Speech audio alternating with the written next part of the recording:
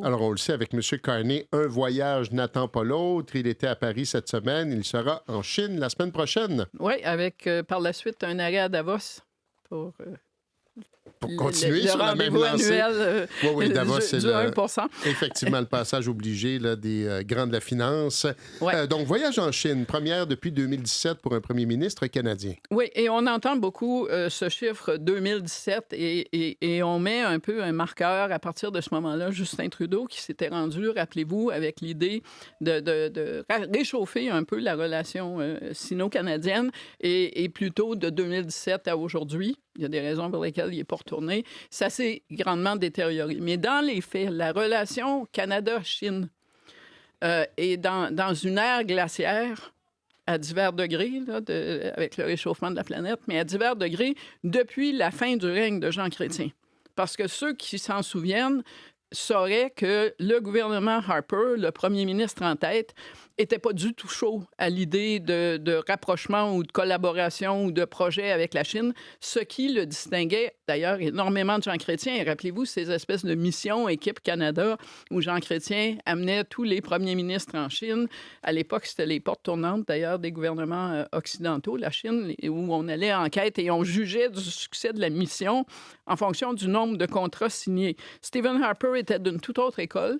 Il s'inquiétait déjà des menées du gouvernement chinois. Il n'adhérait pas du tout à cette théorie qui, d'ailleurs, a été complètement démolie au fil des années. C'est-à-dire que la théorie très opportuniste, selon moi, des gouvernements occidentaux, c'était plus on se rapproche de la Chine, plus on s'engage avec la Chine dans des projets d'investissement et autres, plus la Chine, donc, devient prospère, plus elle va devenir démocratique.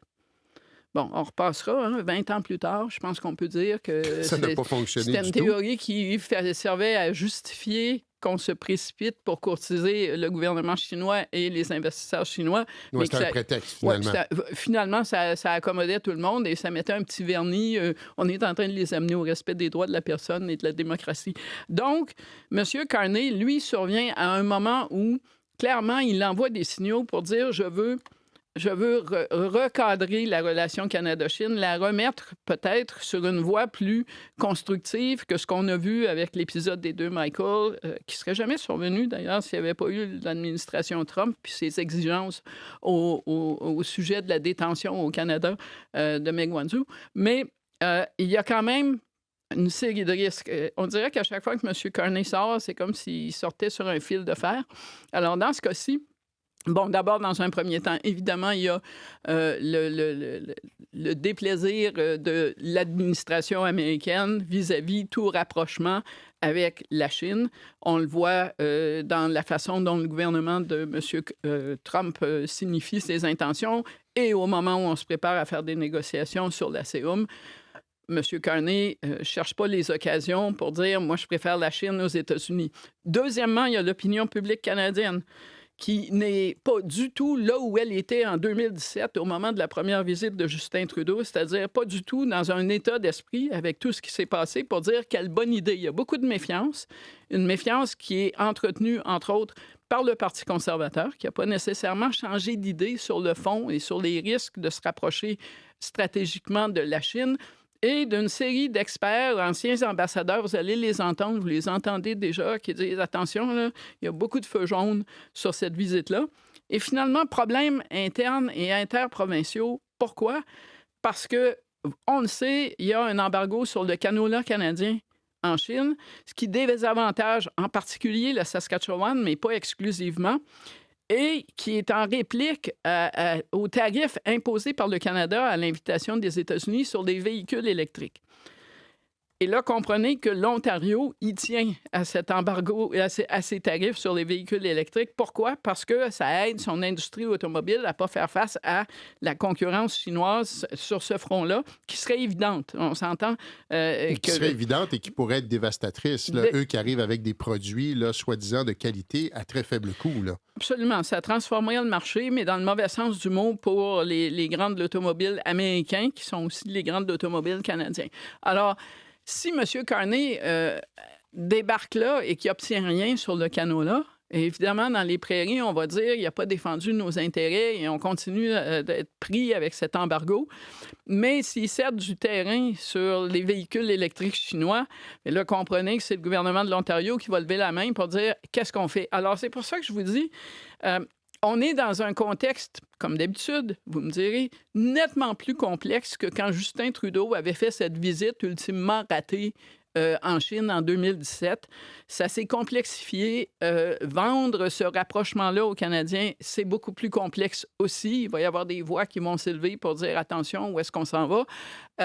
C'est probablement la visite, à part son passage au bureau ovale, la visite la plus risquée de Mark Carney depuis qu'il est devenu premier ministre. Mais c'est un passage obligé, là. Si on dit qu'on va diversifier l'économie canadienne, les échanges, les investissements, on ne peut pas ignorer la Chine et l'Inde et dire on va tout régler ça en faisant des ententes avec le Vietnam et le Cambodge. Ça ne marchera pas. Effectivement.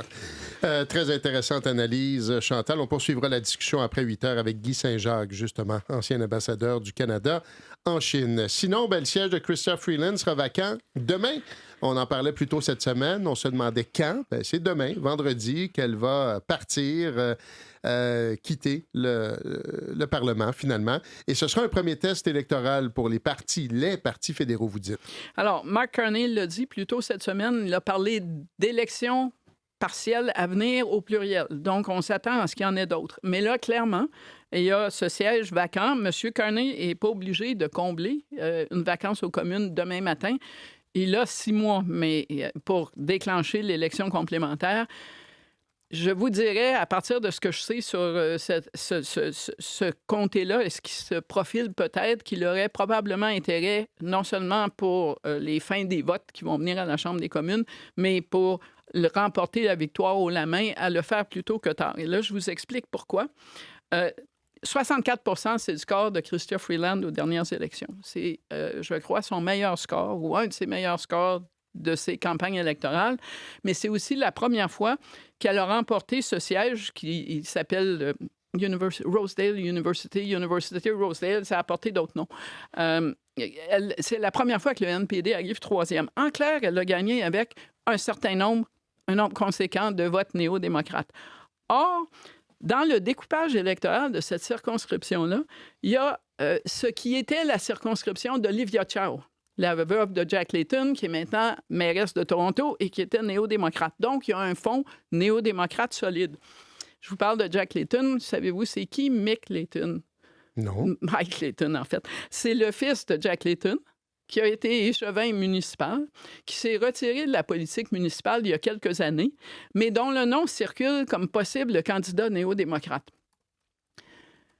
Ce qui pourrait être intéressant pour les électeurs progressistes qui, dans les sondages, sont un petit peu moins chauds à l'idée de voter pour Mark Carney, entre autres depuis qu'il a fait son annonce avec l'Alberta sur l'idée de reconstruire des pipelines. Tout ça pour dire que de loin, là, de l'extérieur, en regardant ça, on se dit qu'il serait probablement mieux avisé d'y aller avant que le NPD ait un chef pour vrai que d'attendre que le NPD se lance avec un nouveau chef, même s'il ne gagne pas, là, et s'en aille probablement donner beaucoup plus de difficultés au prochain candidat libéral que ce que Mme Freeland a connu au cours de son règne et surtout aux dernières élections fédérales. Alors, il y a ça. Je suis convaincu que ce n'est pas le sentiment d'instinct du bureau du premier ministre. Pourquoi? Parce que plusieurs sources m'ont dit que quand Chrystia Freeland a accepté cette nouvelle mission bénévole de conseiller le président Zelensky en Ukraine, le bureau du premier ministre aurait préféré qu'elle demeure députée, pas seulement pour quelques semaines, comme elle l'avait d'abord annoncé, mais jusqu'au printemps. Alors, contrairement à mon impression que ce serait mieux d'y aller plus tôt que tard, jusqu'à hier, le bureau du premier ministre était plutôt dans l'état d'esprit d'attendre le plus longtemps possible, ce qui est quand même particulier, je dois dire, dans les circonstances actuelles. Mais on verra. M. Carney va être obligé à un moment donné de passer par là un test électoral, puis on vérifiera où est-ce qu'il en est un an plus tard. Oui, ce sera un passage obligé. Et c'est effectivement University Rosedale, la circonscription. Tout ça est très intéressant. Chantal, je vous remercie et on se retrouve lundi. Lundi, au revoir.